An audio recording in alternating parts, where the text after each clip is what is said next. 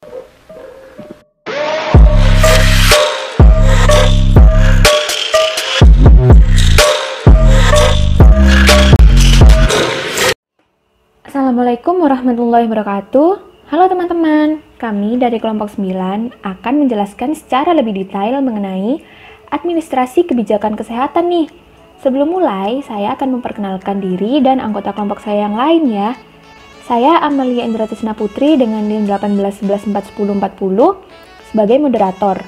Lalu Muhammad Syarifuddin Hidayatullah dengan NIM 18114017 sebagai pemateri 1.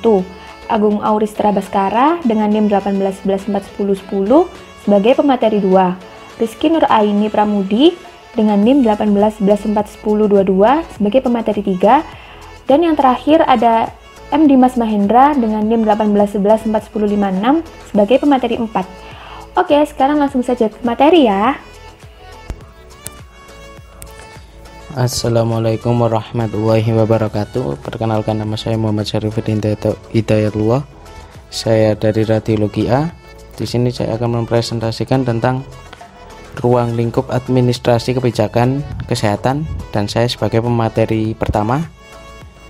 Administrasi kebijakan kesehatan merupakan serangkaian aktivitas atau proses penyelenggaraan, P1 atau perencanaan, P2 pergerakan dan pelaksanaan, serta P3 pemantauan, pengendalian, dan penilaian.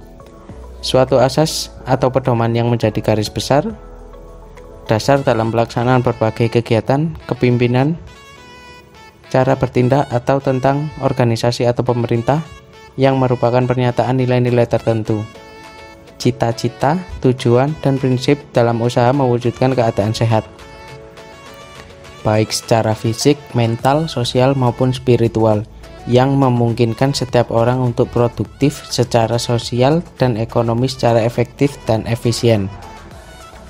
Di sini ada ruang lingkup administrasi kebijakan kesehatan. Yang pertama, kebijakan kesehatan atau healthy policy.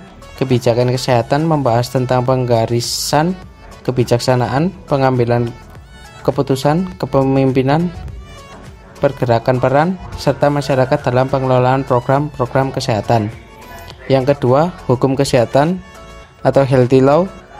Hukum kesehatan membahas tentang peraturan atau perundangan di bidang kesehatan meliputi undang-undang kesehatan, hospital law, information consent, dan sebagainya. Yang ketiga, ada manajemen tenaga kesehatan atau healthy manpower. Manajemen tenaga kesehatan membahas tentang perencanaan kebutuhan tenaga kesehatan, motivasi tenaga kesehatan, kinerja tenaga kesehatan, dan sebagainya. Yang keempat ada ekonomi kesehatan, health economic. Ekonomi kesehatan membahas tentang konsep pembiayaan kesehatan, asuransi kesehatan, analisa biaya, dan sebagainya. Yang kelima ada administrasi rumah sakit atau hospital administration. Administrasi rumah sakit membahas tentang organisasi dan manajemen rumah sakit, manajemen SDM rumah sakit, manajemen keuangan rumah sakit, serta manajemen logistik dan sebagainya. Terima kasih, saya sebagai pemateri pertama. Hai teman-teman, saya Agung Auristra Baskara. Saya akan melanjutkan materi yang kedua, yaitu tentang kebijakan kesehatan di Indonesia. Penyelenggaraan jaminan kesehatan bagi masyarakat di Indonesia telah dimulai semenjak beberapa tahun yang lalu. Dimulai dengan Askes pada tahun 2005 sampai 2007, yang merupakan program asuransi kesehatan khusus diperuntukkan bagi masyarakat miskin dan tidak mampu dalam memperoleh pelayanan kesehatan. Kemudian, pada tahun 2008 berubah menjadi program Jamkesmas atau Jaminan Kesehatan Masyarakat, dan kemudian pada tahun 2014 berubah menjadi Program Jaminan Kesehatan Nasional atau JKN. BPJS Kesehatan itu sendiri adalah badan publik yang menyelenggarakan program jaminan kesehatan, dan asuransi kesehatan adalah sebuah jenis produk asuransi yang secara khusus menjamin biaya kesehatan atau perawatan para anggota asuransi tersebut jika mereka jatuh sakit atau mengalami kecelakaan. Selanjutnya, sejak program pemerintahan ini dilaksanakan, masih banyak masyarakat yang belum memahami apa manfaat dari program tersebut. Hal ini disebabkan karena masih kurangnya sosialisasi pemerintah terhadap masyarakat. Pra-research yang dilakukan peneliti di mana ada beberapa penyakit tertentu tidak bisa dilayani di rumah sakit. Pihak Badan Penyelenggara Jaminan Sosial atau BPJS menjelaskan bahwa penyakit-penyakit tertentu hanya bisa dilaksanakan di puskesmas. Hal-hal ini menjadi permasalahan buat masyarakat di mana banyak masyarakat mengharapkan pelayanan terbaik yang dapat disiapkan oleh pemerintah. Oleh karena itu, suatu kebijaksanaan memuat 3 elemen, yaitu 1. Identifikasi dari tujuan yang ingin dicapai. 2. Taktik atau strategi dari berbagai langkah untuk mencapai tujuan yang diinginkan. 3. Penyediaan berbagai input untuk memungkinkan pelaksanaan secara nyata. Terima kasih. Evaluasi kebijakan kesehatan. Suatu kebijakan setelah diimplementasikan perlu dievaluasi sehingga apa yang mengetahui apakah kebijakan tersebut tepat sasaran atau tidak, sesuai dengan apa yang menjadi kebutuhan masyarakat. Evaluasi kebijakan dilakukan untuk mengetahui 4 aspek, yaitu proses pembuatan kebijakan, proses implementasi kebijakan, konsekuensi kebijakan, dan efektivitas dampak kesehatan.